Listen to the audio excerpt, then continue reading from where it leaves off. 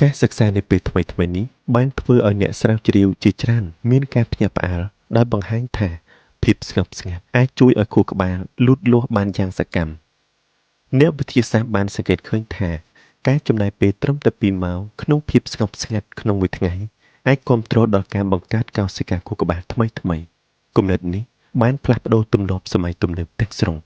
ព្រោះមនុស្សភាគច្រើនជឿថាការរៀនសូត្រនិងការលូតលាស់កើតចេញពីការបញ្ចូលព័ត៌មានជាប់រហូតការមើលអេក្រង់និងការរស់នៅក្នុងមជ្ឈដ្ឋានដែលមានសំឡេងអ៊ូអរតែប៉ុណ្ណោះ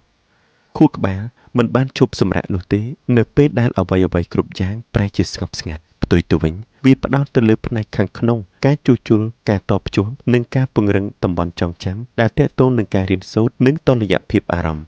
អ្នកស្រាវជ្រាវបានកត់សម្គាល់ឃើញថាសកម្មភាពខ្លាំងក្លានៅក្នុងតំបន់ដែលទាក់ទងនឹងការផ្ដោតអារម្មណ៍និងការចងចាំក្នុងកំឡុងពេលស្ងប់ស្ងាត់